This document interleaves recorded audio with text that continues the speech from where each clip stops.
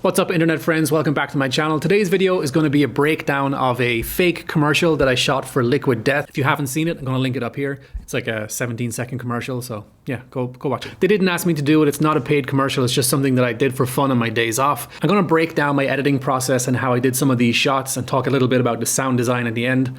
Let's jump into the edit. Okay, so here we are in Final Cut Pro. I'm going to play the first couple of frames and then I'm going to break down those 3 sections. Let's get into it.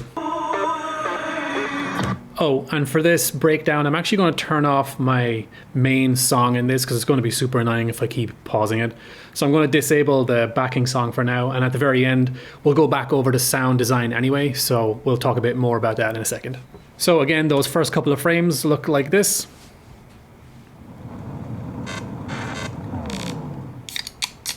Okay, so the very first opening frame is the can rotating, and I actually have this device right here. I got this on Amazon, and it's basically a turntable that just turns very slowly. So I set up my camera stationary, got everything in focus, and then this rotates real smoothly so we don't get any like handheld jitter. So it has a light in the center, and that turns off with this button here, and one other button that basically stops it from rotating. So yeah, I got it on Amazon, link in the description. That's our very first shot. Moving on to our second shot. So the Hell Flames, they are a YouTube background. So I set up my can in front of my TV and I recorded the TV by itself. Just in case I wanted to mask out the can, I would still have the background untouched. I didn't want to work with green screens because they can be problematic. I didn't want to do a lot of masking. Spoiler alert, I actually did end up doing a lot of masking, unfortunately. Filmmaking.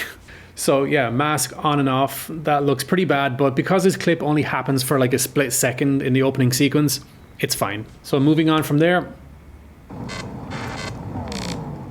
That's just a couple of glitch effects that I used. They're actually in Final Cut Pro. I think Bad TV was the main one. And I layered it with more glitch sounds underneath it to really sell it. Again, we'll get to that at the very end.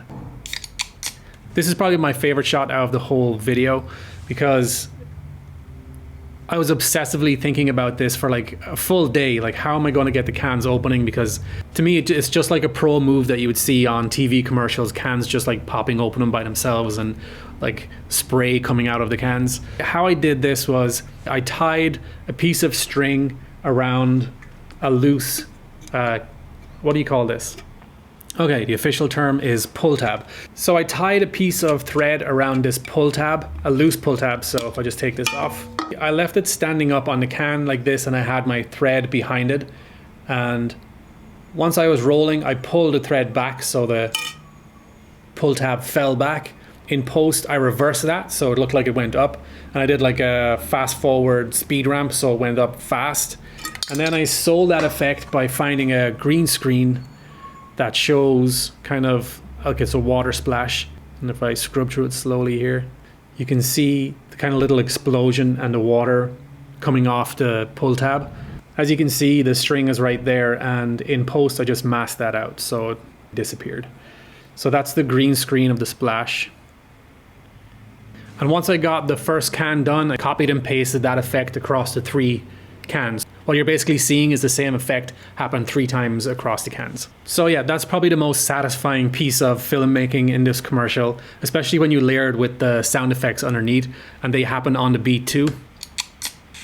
Moving on. In this next clip, we have the 3 black cans moving forward slowly. And those bubbles underneath are actually Coca-Cola bubbles, I believe. It's like a green screen I found on YouTube as well.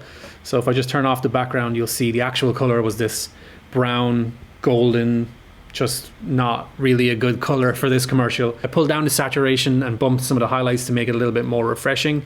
And it works for this because this is a sparkling water commercial essentially. So we wanted nice, crisp, clean bubbles. Okay, so what else is going on here?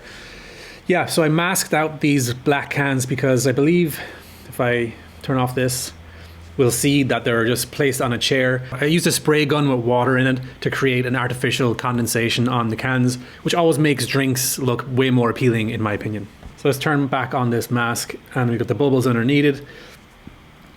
And then there's one other thing happening here. So there's a white can that I wanted to fade in.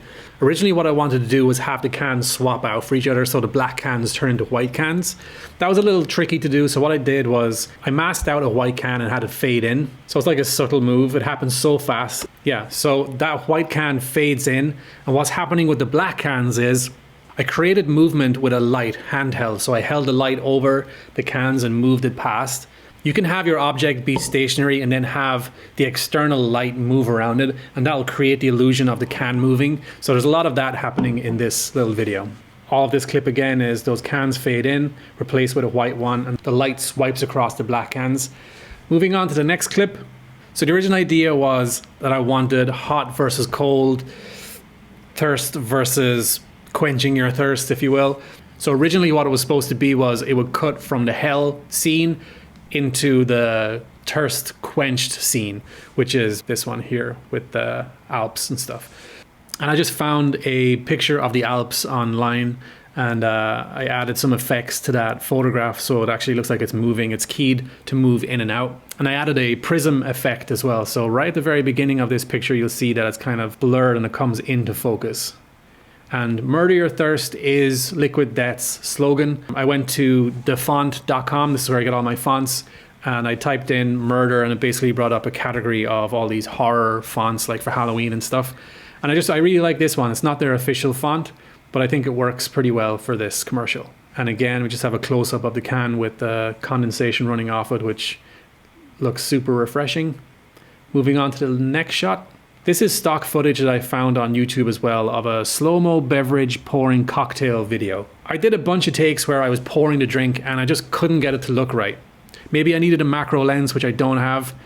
That might be on my Christmas list this year. The next best thing I could do was find stock footage of a drink being poured like this, and I think it works for this part as well. Again, it happens so quick in the commercial that you don't really get to focus on it. I'm actually super zoomed in. I'm zoomed in 95%. So if I reset this, you'll see like that was the actual size of the stock footage clip, which is pretty small. I couldn't get any good shots of me actually pouring the drink, so stock footage works for this part. Moving on to the next scene. So I actually surprised myself with this commercial in terms of color grading because there is none. The only edits that I made to the look of this was some correcting on the white balance. So if I go into this clip here with the can, that's originally what the can looked like, and I just did a simple white balance correct, and I just made the can look a little bit better. So there's no LUTs added to this. The only thing is a little bit of white balance and a little bit of turning up the highlights on some parts. So again, this is in front of the TV, and I've masked out my can and keyed it to rotate. So let's have a quick look at that. See the mask. That's it without the masking. You can see it's on top of a foam roller in front of my TV, and I just masked out that and made it kind of like float in front of this hellscape. So yeah, moving on to the next clip. I added a liquid effect. So this is the bubbles. I masked out the can to fit so the bubbles look like they are around the can as opposed to on top of it. And this is our last clip, and I didn't want to end, the original edit of this commercial ended with the black can, but I felt like it wasn't contrasted enough on the black background, so I wanted to use a transition where it kind of glitches out. It's like a glitch transition, and it turns into the white can. I think that was a better way to end this video. The sound of the bubbles rises as it speed ramps at the very end. So that basically sums up how I did this video shot for shot, but let's have a listen to the sound design real quick.